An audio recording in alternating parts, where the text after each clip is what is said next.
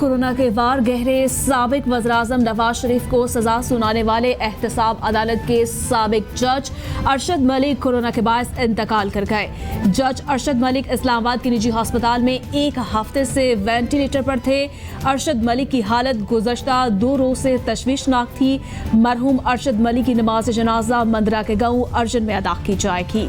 Corona की पहली लहर से कामयाबी से निपटने के बाद पाकिस्तान कोरोना वैक्सीन से मुस्तफिद होने के लिए भी तैयार। पाकिस्तान की जानिब से वैक्सीन की दस्तयाबी के लिए तमाम लवाजमात मुकम्मल कर लिए गए। डॉक्टर फैसल सुल्तान बोले, वैक्सीन की जल्द अज जल्द दस्तयाबी के हवाले से हुकूमत की काविशें जारी हैं। कोरोना के खिलाफ फ्रंट लाइन पर लड़ने वाले हेल्थ केयर वर्कर्स का तहफ़्फ़ुज़ अव्वलीन तरजीह है।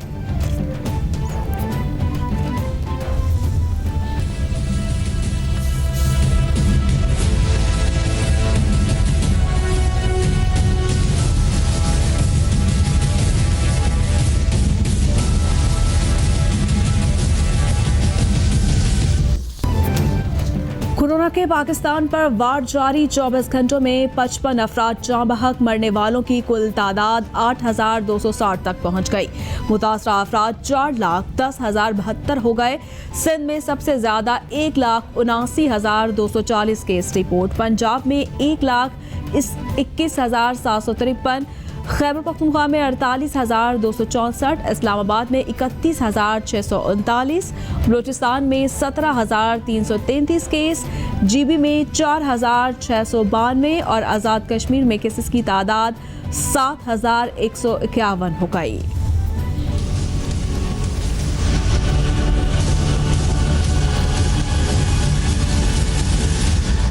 पूरी दुनिया में कोरोना वायरस ने पंजे गाड़ लिए। मुतासरा अफराद की तादाद 6,55,00,000 से ज़ायद हो गई।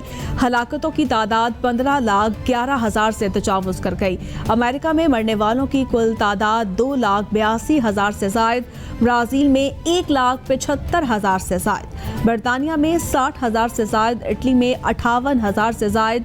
स्पेन में 46,048, फ्रांस में 54,140, मेक्सिको में 1,08,173, भारत में 1,39,227, रूस में 41,607 अफराद जानलेवा वायरस से हलाक हो गए। बारे में वो कहते हैं वोट को इज्जत दो, लेकिन वोटर को जो है वो कहते हैं मरने दो, कोरोना से मरने दो। सारी दुनिया में कोरोना है। आज तो 3,000 को भी क्रॉस कर गया पाकिस्तान में।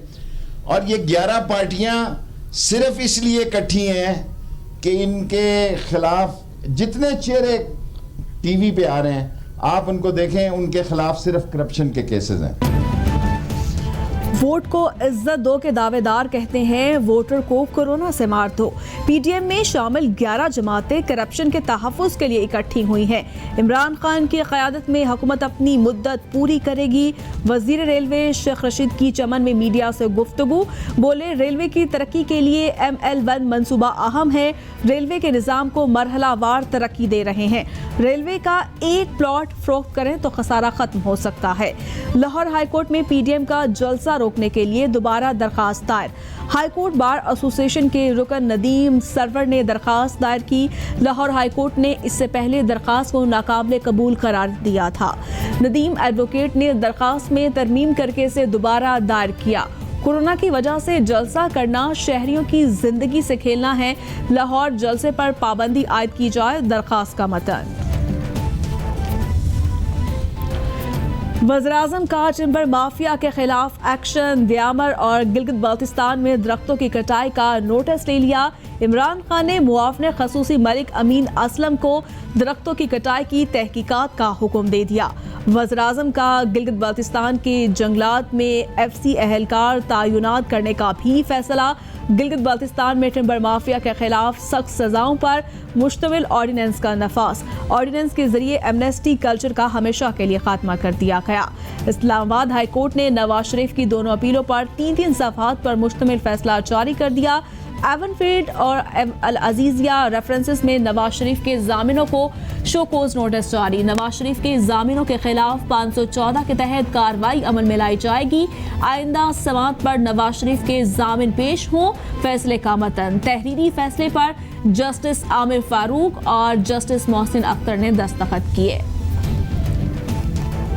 इस्लामाबाद हाईकोर्ट ने सलीम मांडवीवाला के भाई नदीम मांडवीवाला और मुबैना बेनामीदार तारिक की जमानत मंजूर कर ली।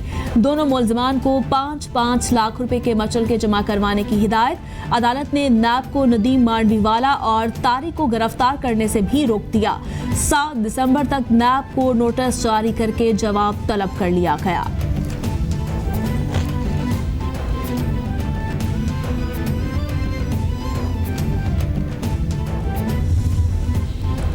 एहतसाब अदालत इस्लामाबाद में साबिक वज़ीर-ए-आज़म राजा परवेज अशरफ के खिलाफ रेंटल पावर प्रोजेक्ट रेफरेंसेस की समाअत 15 दिसंबर तक मुलतवी। रेशमा और गल्फ पावर प्रोजेक्ट में करप्शन के हवाले से रेफरेंस में आज भी पेशरफ्त न हो सकी। राजा परवेज अशरफ की आज की हाजिरी से इस्तिस्ना की दरख्वास्त मंजूर, बाकी मुलजमान की हाजिरी लगाई गई।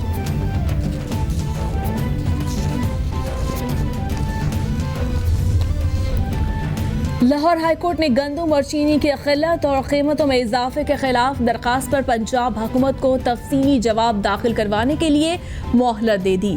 अदालत का दरखास्त पर तफसीली जवाब जमा न करवाने पर इजहार बरहमी। गंदम और चीनी कितनी दरामद की गई और किस रेट पर मिल रही है, इस बारे में तफसीली रिपोर्ट पेश की जाए, अदालत के remarks.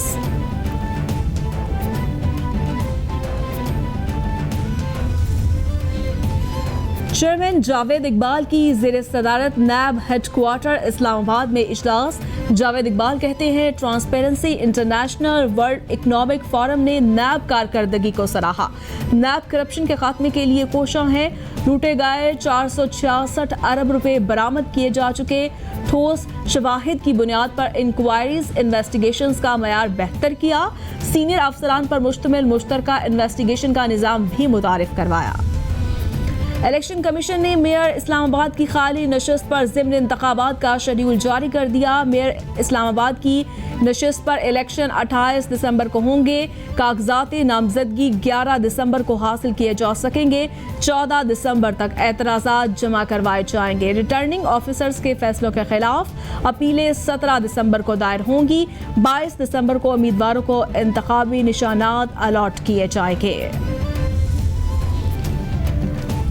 Pakistan LNG terminal limited के कायम मुकाम MD नदीम नज़ीर को ओहदे से हटा दिया गया।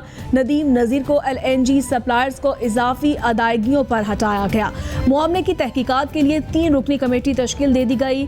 कमेटी LNG सप्लायर्स को इजाफी अदायगियों की तहकीकात करेगी।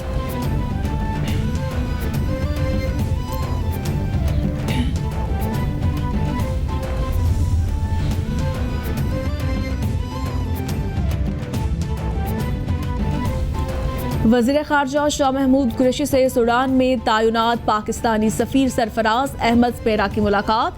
सरफराज अहमद की OIC इजलास में कश्मीर का मुकदमा मौसर अंदाज में पेश करने पर वज़ीर ख़ारजा को मुबारकबाद पेश की। शाह महमूद कुरैशी की पाकिस्तान और सूडान के मबैन 2 तरफ़ा ताल्लुकात के फ़रोग़ के लिए काविशें तेज़ करने की हिदायत।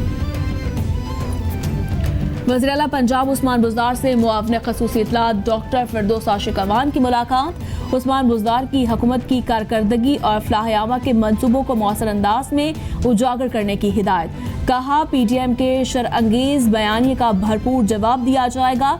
हुकूमत के बरवक्त फैसलों से आटे और चीनी की कीमतों में इस्तेहकाम आया। फिरदौस आशिक अवान बोली, कौम को वज़ीर-ए-आज़म की शफ़ाफ क़यादत पर पूरा एतमाद है।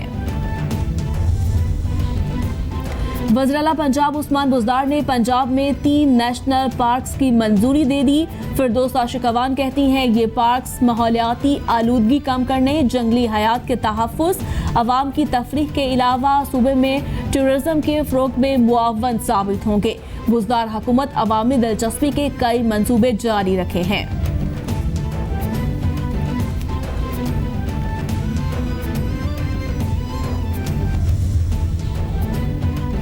KMC समेत दीगर काउंसिल्स में जाली भर्ती होने वाले मुलाजमीन पर शामत टल न सकी। सिंध सरकार बल्दियाती इदारों में मुलाजमीन की स्क्रूटनी के लिए डट गई। 2010 से भर्ती होने वाले मुलाजमीन का सर्विस रिकॉर्ड तलब कर लिया गया।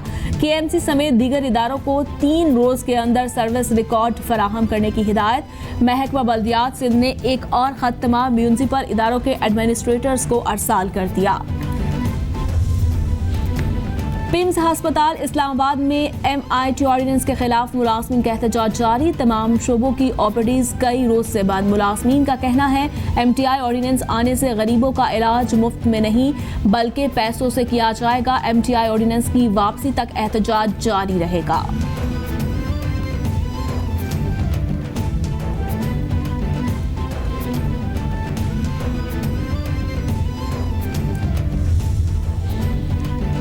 CDA और जिला इंतजामिया का मलपुर में तजावुजात के खिलाफ ऑपरेशन। जंगलात की 1600 केनाल इराजी वागुजार करवा ली गई। सरकारी इराजी पर कब्जा करने वालों के खिलाफ मुकदमात भी दर्ज। DC इस्लामाबाद हमजा शफकात की निगरानी में होने वाले ऑपरेशन में जिला इंतजामिया, CDA और पुलिस की टीमों ने हिस्सा लिया।